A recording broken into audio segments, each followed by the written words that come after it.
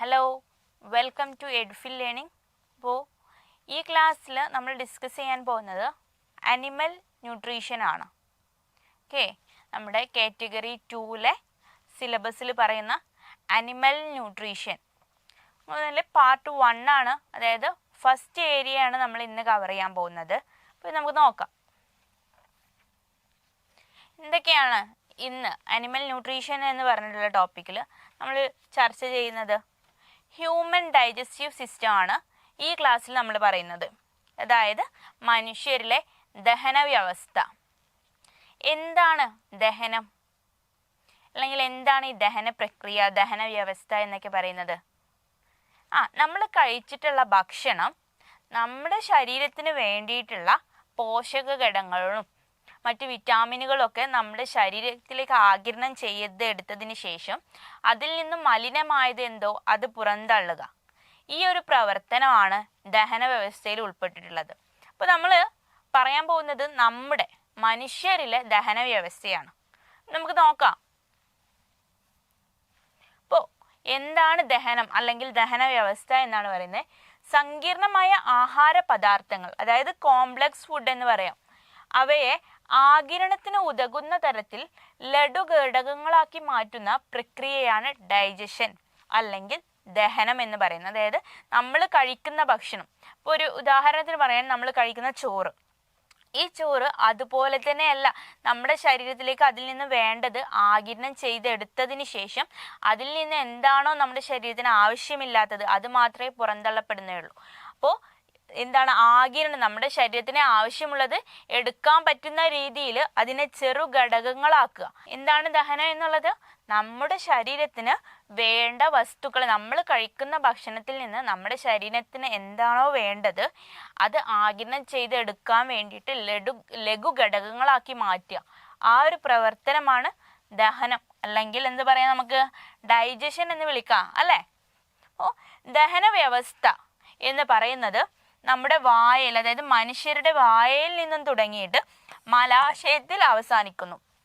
ദഹന വ്യവസ്ഥ എന്ന് പറയുന്നത് വായിൽ നിന്നും തുടങ്ങി മലാശയത്തിൽ അവസാനിക്കുന്നു.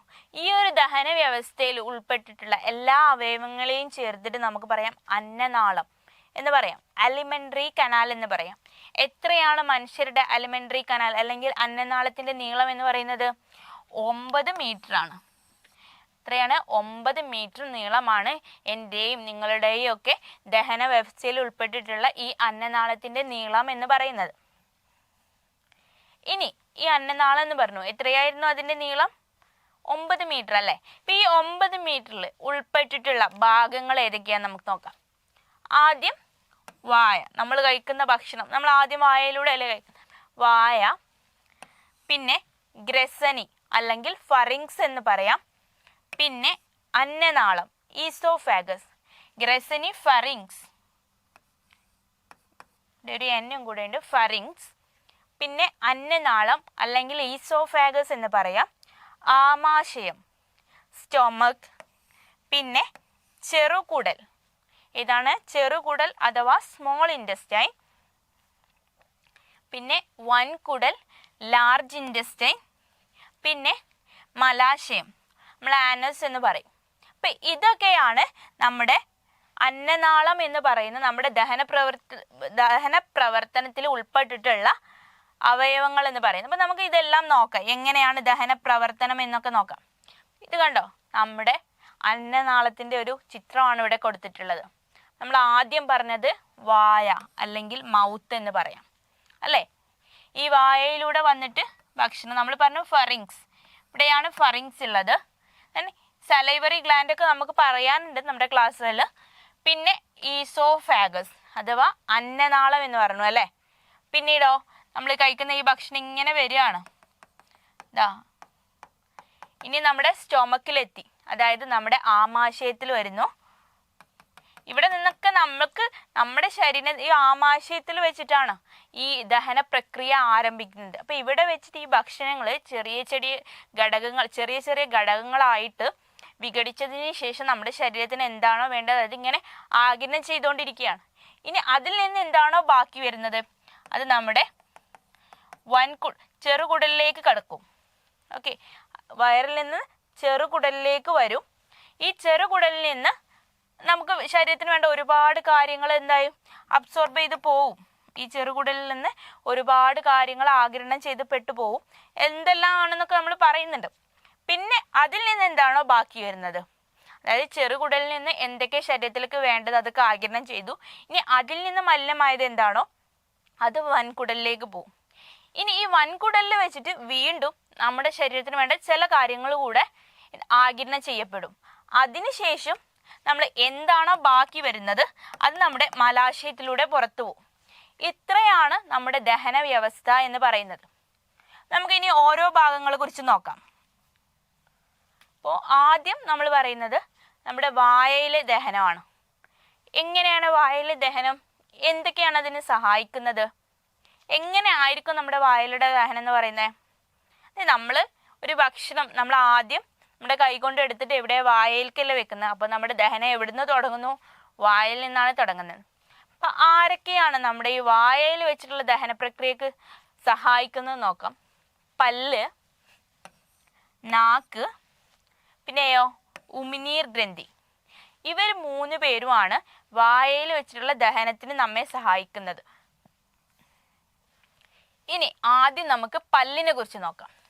പല്ല് എങ്ങനെയാണ് നമ്മുടെ ദഹനത്തിനെ സഹായിക്കുന്നത് നോക്കാം. മനുഷ്യരിൽ 4 തരം പല്ലുകളാണുള്ളത്. അതായത് നമ്മുടെയൊക്കെ ജീവിതത്തിൽ അല്ലെങ്കിൽ നമ്മളെ അടുത്തൊക്കെ എത്ര തരം പല്ലുകളാണുള്ളത്? 4 തരം പല്ലുകളുണ്ട്. ഏതൊക്കെയാണവ?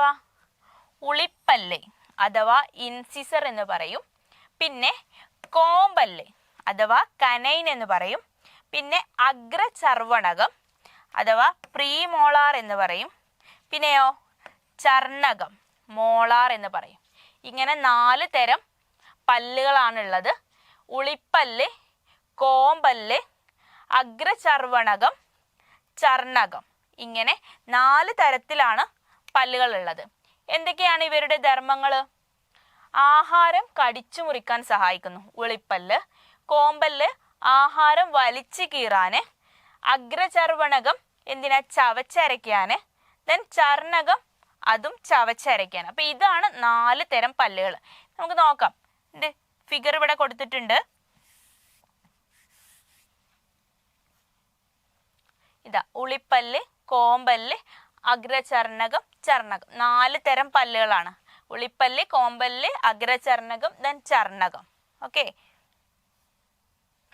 ഇനി പല്ലിന്റെ ഘടന എങ്ങനെയാണ്? നമ്മുടെ പല്ലിന്റെ പുറത്ത് എന്താണ്, പല്ല് എവിടെയാണ് ഘടിപ്പിച്ചിരിക്കുന്നത്, എന്താണ് പല്ലിന്റെ കവറിങ്, ഇതൊക്കെയാണ് നമ്മൾ നോക്കുന്നത്. അപ്പോൾ ആദ്യം പറയുന്ന ഇനാമൽ എന്ന് പറഞ്ഞു കഴിഞ്ഞാൽ പല്ലിന്റെ പുറത്ത് കാണപ്പെടുന്ന കടുപ്പമേറിയ ഭാഗമാണ്. നമ്മുടെ ഈ പല്ലിനെയൊക്കെ സംരക്ഷിക്കുന്നത് ഇനാമലാണ്. നിങ്ങൾ കേട്ടിട്ടുണ്ടാവും പല്ലിന്റെ ഇനാമൽ നഷ്ടപ്പെടുക എന്നൊക്കെ പറയുന്ന അവസ്ഥ. അപ്പോൾ പല്ലിനെ എപ്പോഴും കവർ ചെയ്യുന്ന അല്ലെങ്കിൽ പല്ലിനെ സംരക്ഷിക്കുന്ന ഏറ്റവും പുറത്തുള്ള ഭാഗമാണ് ഇനാമൽ എന്ന് പറയുന്നത്. അടുത്തതാണ് ഡെൻഡൈൻ. എന്താണ് ഡെൻഡൈൻ? ഡെൻഡൈൻ എന്ന് പറഞ്ഞാൽ പല്ല് നിർമ്മിച്ചിട്ടുള്ള ജീവനുള്ള കലയാണ്. ഇതാണ് പല്ല് നിർമ്മിച്ചിട്ടുള്ള ജീവനുള്ള കലയാണ് ഡെൻഡൈൻ എന്ന് പറയുന്നത്. പിന്നീട് പൾപ്പ് എന്ന് പറഞ്ഞു കഴിഞ്ഞാൽ നമ്മൾ രക്തക്കുഴലുകൾ, പല്ലിന്റെ രക്തക്കുഴലുകളൊക്കെ കാണപ്പെടുന്ന ഭാഗമാണ്.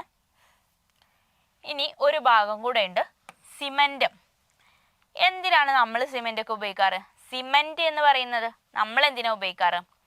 നമുക്ക് എന്തെങ്കിലും ഉറപ്പിച്ച് വെക്കാൻ. അപ്പോൾ പല്ലിലുള്ളത് സിമന്റം ആണ്, സിമന്റ് അല്ല, സിമന്റം. ഈ സിമന്റം എന്തിനാണ്? മോണക്കുഴികളിൽ നമ്മുടെ പല്ലിനെ ഉറപ്പിച്ച് നിർത്താൻ, നമ്മുടെ പല്ലുകളൊക്കെ മോണക്കുഴിയിൽ ഉറപ്പിച്ച് നിർത്താൻ വേണ്ടിയിട്ടാണ് സിമന്റത്തിന്റെ ജോലി. കാൽസ്യം അടങ്ങിയിട്ടുള്ള യോജക കലയാണ്. എന്താണ്? കാൽസ്യം അടങ്ങിയിട്ടുള്ള പല്ലിന്റെ യോജക കല ഏതാണ്? സിമന്റമാണ്.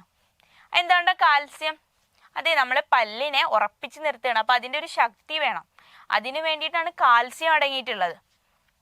ഇനി നമുക്ക് ചിത്രത്തിലേക്ക് നോക്കാം.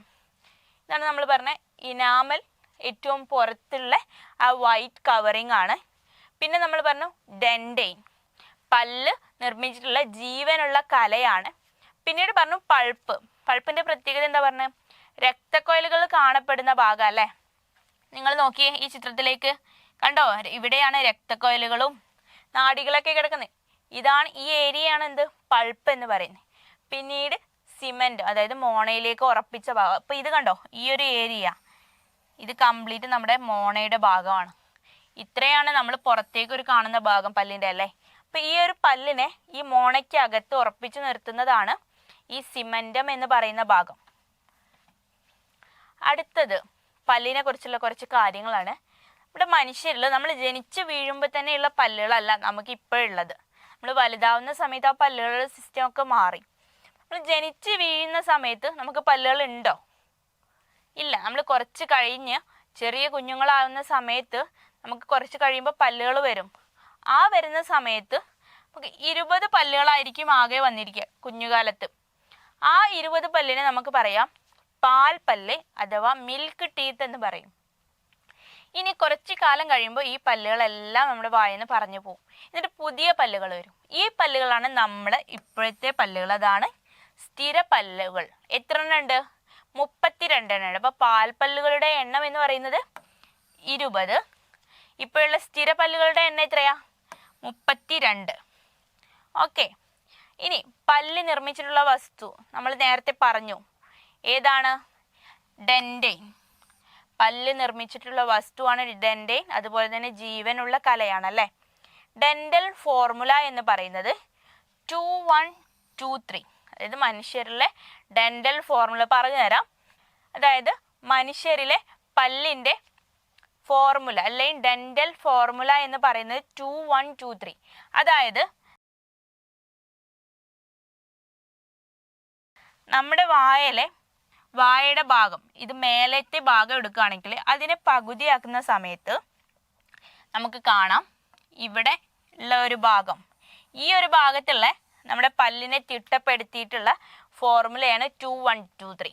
അതായത് ഇവിടെ 2 ഉളിപ്പല്ലുണ്ടായിരിക്കും, ഒരു കോമ്പല്ല്, 2 അഗ്രചർണകം, 3 ചർണകങ്ങൾ. ഇതാണ് 2123 എന്നതുകൊണ്ട് ഉദ്ദേശിക്കുന്നത്. നമ്മുടെ ആകെ പല്ലിന്റെ എണ്ണം കിട്ടണമെങ്കിൽ ഇത് മേലെയുള്ള പകുതി ഇതുപോലെ ഈ ഭാഗത്ത് ഉണ്ടായിരിക്കും. പിന്നെ നമ്മുടെ പല്ലിന്റെ തന്നെ താഴെ ഭാഗത്തും ഇതുപോലെ ഉണ്ടായിരിക്കും. അപ്പോൾ അങ്ങനെയാണെങ്കിൽ ഈ ഒരു ഏരിയയുടെ 4 ഇരട്ടി പല്ലുകളായിരിക്കും നമുക്ക് ആകെ ഉണ്ടായിരിക്കുക.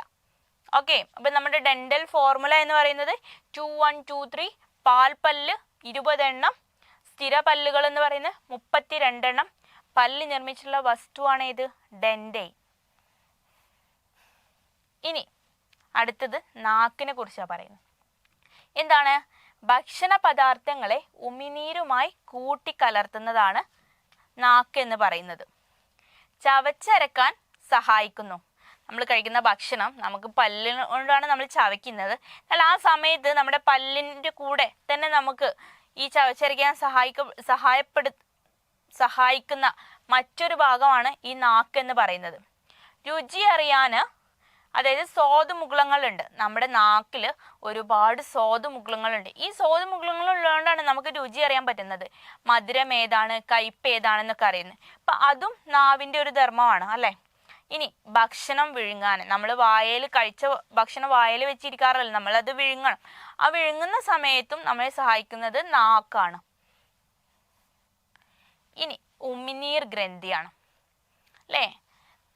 ഉമിനീർ ഗ്രന്ഥി എന്തിനാണ്? നമ്മൾ കഴിക്കുന്ന ഭക്ഷണത്തിന് വഴുതൽ പ്രകൃതം നൽകുന്നു. ഭക്ഷണത്തിന് വഴുതൽ പ്രകൃതം നൽകുന്നത് ആരാണ്? ഉമിനീർ ഗ്രന്ഥിയാണ്. എന്തിനാണ് ഈ വഴുതൽ പ്രകൃതം നൽകി കഴിഞ്ഞാൽ നമുക്ക് ഭക്ഷണം പെട്ടെന്ന് വിഴുങ്ങാൻ പറ്റും അല്ലേ. നമ്മുടെ ഭക്ഷണത്തിന് ഒരു വഴുതൽ പ്രകൃതം വന്നു കഴിഞ്ഞാൽ നമുക്ക് വിഴുങ്ങുക എന്നുള്ള പ്രോസസ്സ് നമുക്ക് ഈസി ആവും. പിന്നെ ഉമിനീർ ഗ്രന്ഥി ഉൽപ്പാദിപ്പിക്കുന്ന സ്രവമാണ് ഉമിനീർ. ആരാ ഉൽപ്പാദിപ്പിക്കുന്നത്? ഉമിനീർ ഗ്രന്ഥിയാണ് ഉമിനീർ എന്നുള്ള സ്രവം ഉൽപ്പാദിപ്പിക്കുന്നത്. ഇനി ഉമിനീർ ഗ്രന്ഥി 3 വിധമുണ്ട്. ഏതൊക്കെയാണ്? പരോട്ടിഡ് ഗ്രന്ഥി, സബ്ലിംഗ്വൽ ഗ്രന്ഥി, സബ് മാൻഡിബുലാർ ഗ്രന്ഥി. ഇങ്ങനെ 3 ഗ്രന്ഥികളുണ്ട്. നിങ്ങൾ നോക്കിയേ, നമ്മുടെ വായ്ക്കകത്തുള്ള 3 തരത്തിലുള്ള ഉമിനീർ ഗ്രന്ഥികളാണ്. പരോട്ടിഡ് ഗ്രന്ഥി ഇതാ ഇവിടെയുണ്ട്, സബ് മാൻഡിബുലാർ ഗ്രന്ഥി, സബ് ലിംഗ്വൽ ഗ്രന്ഥി. ഇങ്ങനെ 3 ഗ്രന്ഥികളാണുള്ളത്. ഇനി ഉമിനീരിൽ അടങ്ങിയിരിക്കുന്ന, നമ്മൾ പറഞ്ഞു ഉമിനീർ ഗ്രന്ഥി ഉൽപ്പാദിപ്പിക്കുന്ന ഉമിനീർ. ഈ ഉമിനീരിൽ എന്തൊക്കെയാണ് അടങ്ങിയിട്ടുള്ളത്? ആദ്യം ശ്ലേഷ്മം.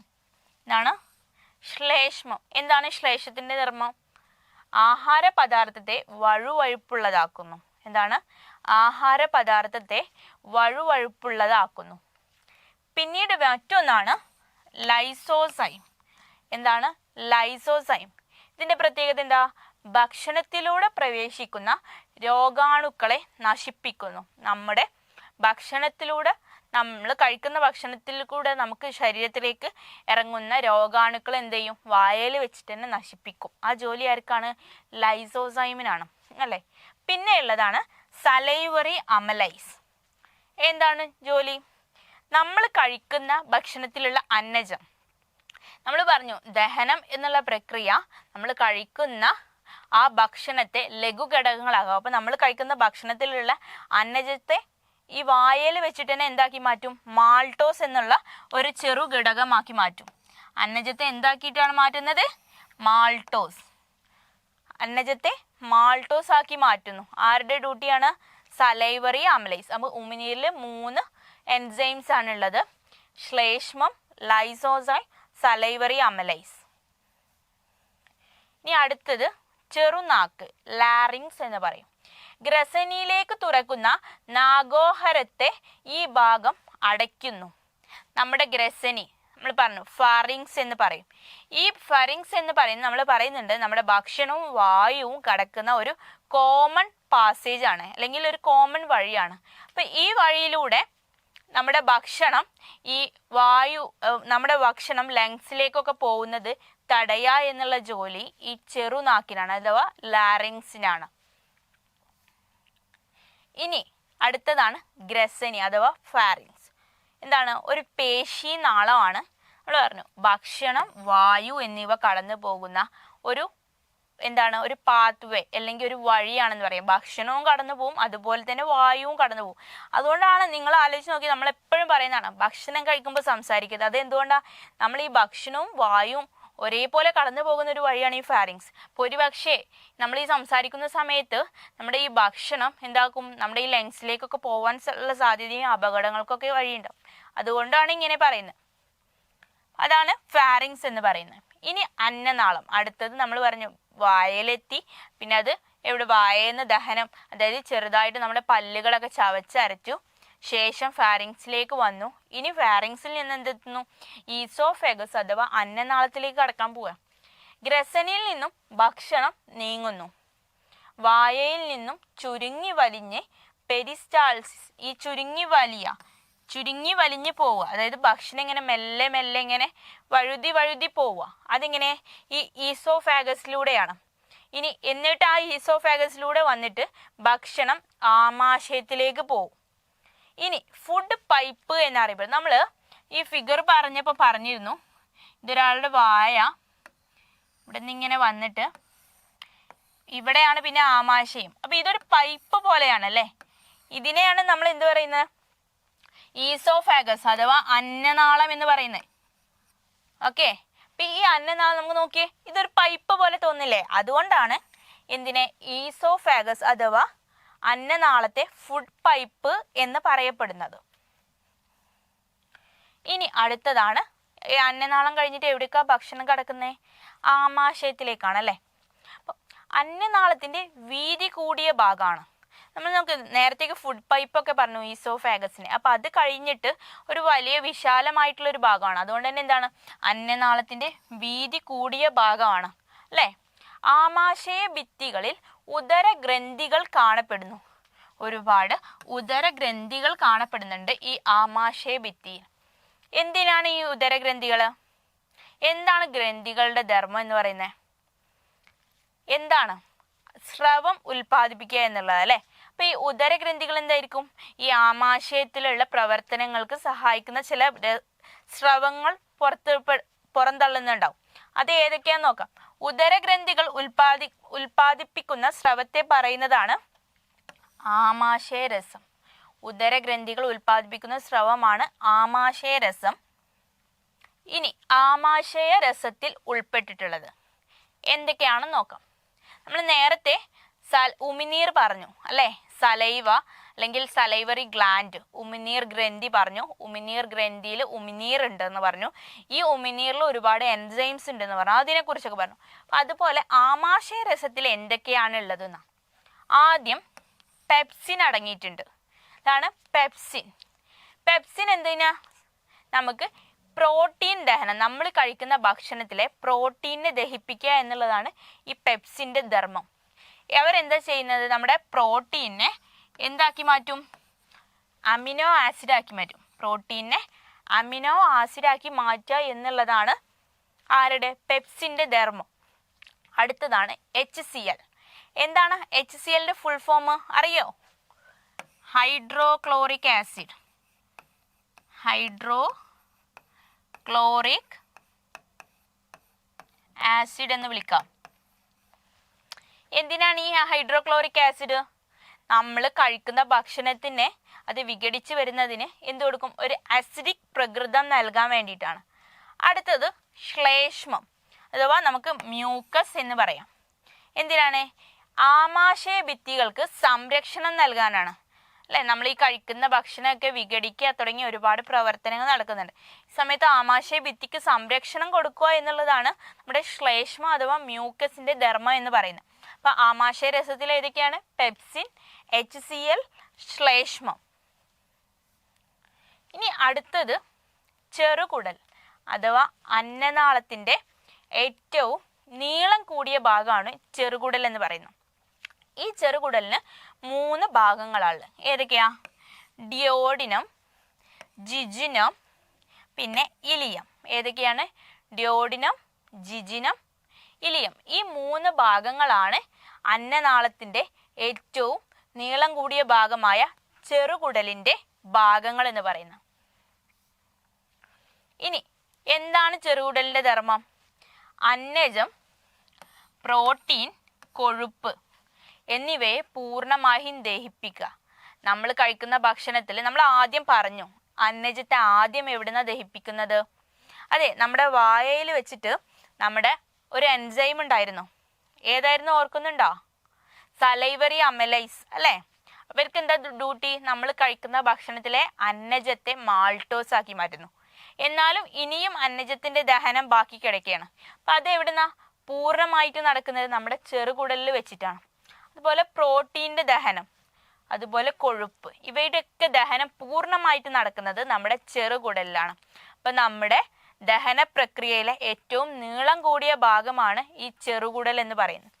ലിവർ, പാൻക്രിയാസ് എന്നിവയിലെ രസങ്ങളെ സ്വീകരിക്കുന്നു. നമ്മുടെ ലിവറിൽ നിന്നും അതുപോലെ പാൻക്രിയാസിൽ നിന്നും. ഇതൊക്കെ എന്താണ്? ഗ്രന്ഥികളാണ്. അപ്പൊ ഗ്രന്ഥികൾ എന്തിനായാലും സ്രവങ്ങൾ ഉൽപ്പാദിപ്പിക്കും. അപ്പൊ ഈ സ്രവങ്ങളെ സ്വീകരിക്കുന്നത് ആരാണ്? ചെറുകുടലാണ്. എന്തിനായിരിക്കും നമുക്ക് നോക്കാം. ഇനി ലിവറിനെ കുറിച്ചാണ് പറയുന്നത്. ലിവർ എന്താണ്? മനുഷ്യ ശരീരത്തിലെ ഏറ്റവും വലിയ ഗ്രന്ഥി. നോട്ട് ചെയ്തോളാം, വളരെ ഇമ്പോർട്ടൻ്റ് ആയ പോയിന്റ് ആണ്. മനുഷ്യ ശരീരത്തിലെ ഏറ്റവും വലിയ ഗ്രന്ഥി ഏതാണ്? ലിവർ അഥവാ കരൾ എന്ന് പറയാം.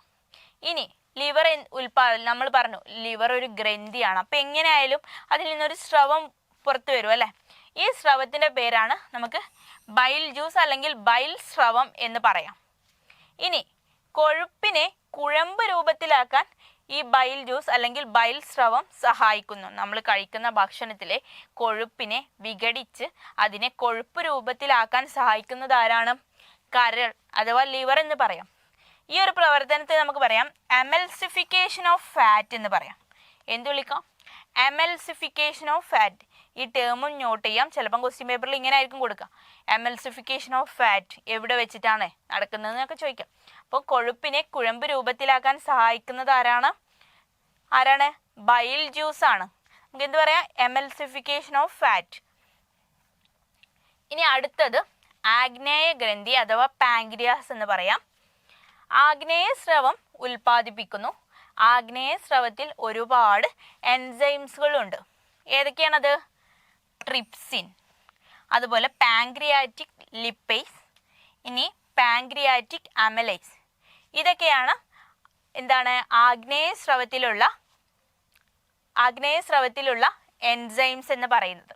ഏതൊക്കെയാണ്? Trypsin, pancreatic lipase, pancreatic amylase. ഇപ്പൊ ട്രിപ്സിൻ എന്ന് പറയുന്നത് എന്താ? ട്രിപ്സിന്റെ ജോലി നമ്മൾ കഴിക്കുന്ന ഭക്ഷണത്തിലെ പ്രോട്ടീനെ എന്താക്കി? പെപ്റ്റോണും ഗ്ലിസറോളും ആക്കി മാറ്റും. എന്തൊക്കെയാക്കി മാറ്റും? പ്രോട്ടീനെ എന്തൊക്കെയാക്കി മാറ്റും? പെപ്റ്റോണും ഗ്ലിസറോളും. പിന്നെ പാങ്ക്രിയാറ്റിക് ലിപ്പൈസ് എന്താ ചെയ്യുക? നമ്മൾ കഴിക്കുന്ന ഭക്ഷണത്തിലെ ഫാറ്റി ആസിഡ് പ്ലസ് ഗ്ലിസറോൾ ആക്കും. എന്തൊക്കെയാ? ഫാറ്റി ആസിഡ് പ്ലസ് ഗ്ലിസറോൾ ആക്കി മാറ്റും. പിന്നെ പാങ്ക്രിയാറ്റിക് അമലൈസ് എന്ന് പറഞ്ഞാൽ മറ്റൊരു എൻസൈം ഉണ്ട്. ഈ എൻസൈമിന്റെ ഡ്യൂട്ടി എന്താ? നമ്മൾ കഴിക്കുന്ന കാർബോഹൈഡ്രേറ്റ് അഥവാ അന്നജം എന്ന് പറയാം അല്ലേ?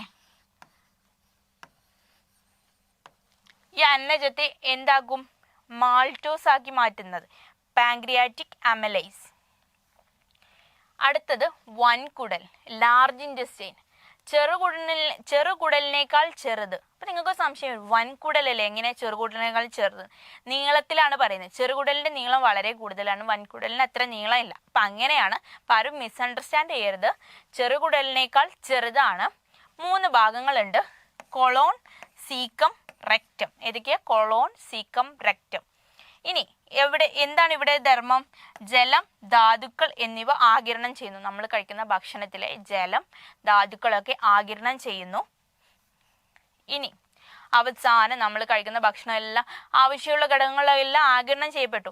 ഇനി എന്താണോ മലിനമായത് അത് പുറന്തള്ളാം. അതിലൂടെ മലാശയം. ഏതാണ്?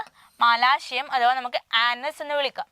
ദഹന പ്രക്രിയയ്ക്ക് ശേഷമുള്ള മാലിന്യം പുറത്തേക്ക് തള്ളുന്നു. ദഹന പ്രക്രിയയ്ക്ക് ശേഷമുള്ള മാലിന്യം പുറത്തേക്ക് തള്ളുക. ആരുടെ ഡ്യൂട്ടി? മലാശയം. ഓക്കെ. അപ്പൊ ഇത്രയാണ് നമുക്ക് ഹ്യൂമൻ ഡൈജസ്റ്റീവ് സിസ്റ്റം, മനുഷ്യരുടെ ദഹന വ്യവസ്ഥയെ കുറിച്ച് പറയാനുള്ളത്. എവിടെ നിന്ന് തുടങ്ങുന്നു? നമ്മുടെ വായയിൽ നിന്നും തുടങ്ങിയിട്ട് മലാശയത്തിൽ എത്തി നിൽക്കുന്നു അല്ലെ? അപ്പൊ ഇതാണ് മനുഷ്യരുടെ ദഹന വ്യവസ്ഥ എന്ന് പറയുന്ന പ്രക്രിയ. ഇത്രയായിരുന്നു ക്ലാസ്. എല്ലാവർക്കും മനസ്സിലായെന്ന് കരുതുന്നു. Okay, thank you.